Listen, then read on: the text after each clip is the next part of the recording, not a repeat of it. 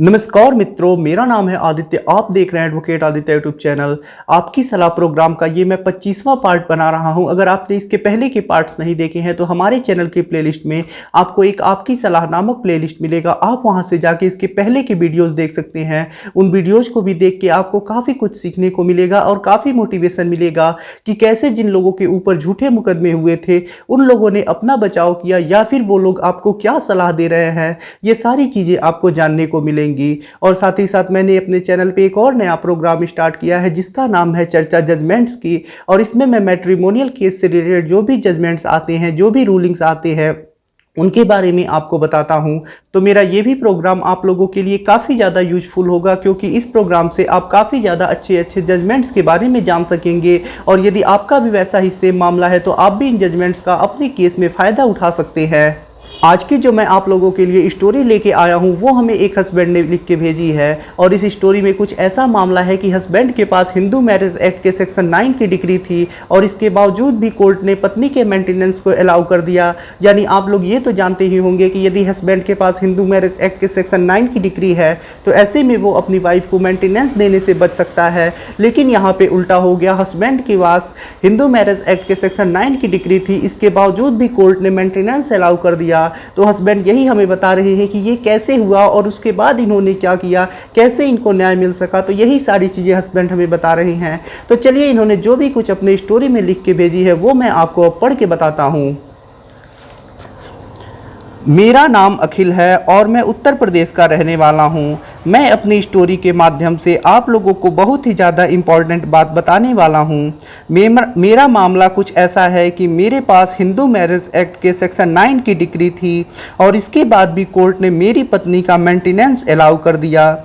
आप सोच रहे होंगे कि ये कैसे हो गया, लेकिन यह हुआ मेरे साथ और हो सकता है कि आपके साथ भी ऐसा हो जाए। तो मेरी बात आप लोग ध्यान से सुनिएगा और समझिएगा कि ऐसे में आपको क्या करना है, कैसे आप बच सकते हैं। मेरी शादी 2016 में हुई थी। मेरी पत्नी ने जनवरी 2017 में मुझ पे केस किया। मैंने अपनी पत्नी के केस करने के 2 माह पहले ही हिंदू मैरिज एक्ट के सेक्शन 9 का केस अपनी पत्नी पे कर दिया था। मेरी पत्नी और मैं अलग अलग ज़िले के रहने वाले हैं। मेरा घर उसके घर से लगभग 400 किलोमीटर दूर था और शायद इस कारण से मेरी पत्नी सेक्शन 9 के केस में आई नहीं, लेकिन मैं उसके 125 सीआरपीसी मेंटेनेंस केस में जाता था। और अभी उसका 125 सीआरपीसी का केस फाइनल नहीं हुआ था, अभी चल ही रहा था। उसके पहले ही मुझे हिंदू मैरिज एक्ट के सेक्शन 9 की डिग्री मिल गई।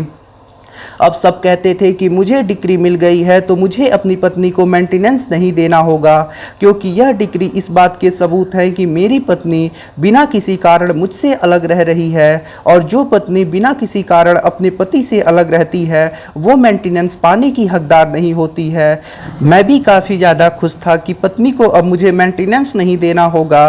पत्नी के 125 सीआरपीसी के केस में मैंने अपना हिंदू मैरिज एक्ट के सेक्शन 9 की डिग्री लगा दी और केस के फाइनल आर्गूमेंट हुआ। उसमें भी मेरे वकील साहब ने कहा कि मेरी पत्नी बिना कारण मुझसे अलग रह रही है तो इसे मेंटेनेंस मत दिया जाए। फिर जज साहब ने सारी बातों को सुना और फाइल को ऑर्डर में ले लिया और 4 दिनों के बाद ऑर्डर आया जिसमें मुझे 5,000 रुपये प्रति माह अपनी पत्नी को भरण पोषण देना था।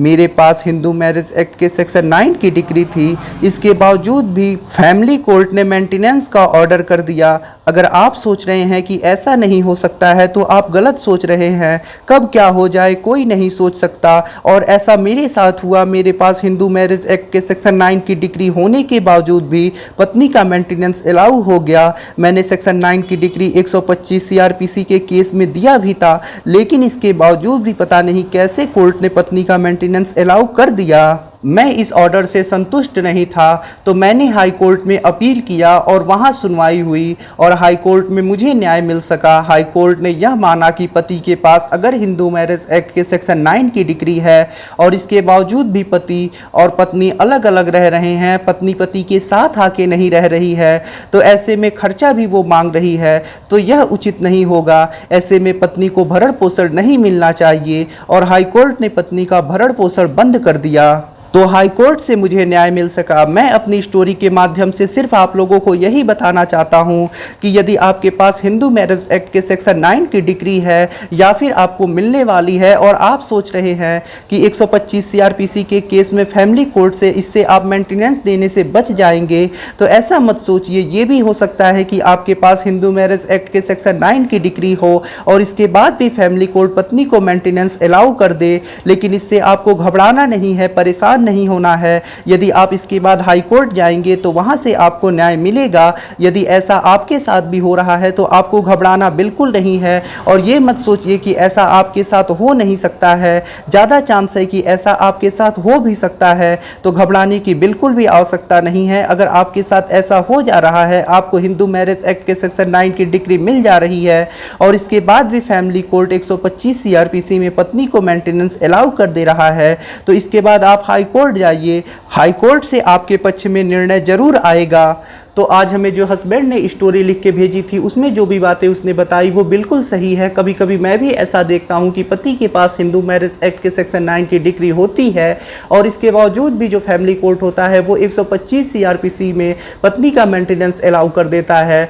वैसे तो कानून ये है कि अगर पत्नी बिना कारण अपने पति से अलग रह रही है तो वो मेंटेनेंस पाने की हकदार नहीं होती है, और हिंदू मैरिज एक्ट का सेक्शन 9 की डिग्री जो है वो इसी बात का सबूत होती है कि पत्नी बिना किसी कारण अपने पति से अलग रह रही है। लेकिन फैमिली कोर्ट कभी कभी इस चीज को ध्यान नहीं देता है और इसके बावजूद भी हिंदू मैरिज एक्ट के सेक्शन 9 की डिग्री होने के बावजूद भी पत्नी को 125 सीआरपीसी में मेंटेनेंस लगा देता है। तो ऐसे में आपको परेशान नहीं होना है, आपको हाई कोर्ट में अपील करना है और यदि आप हाई कोर्ट में अपील करते हैं तो वहां से जरूर ना जरूर आपके पक्ष में निर्णय आ ही जाएगा और आप इस निर्णय से जरूर संतुष्ट होंगे।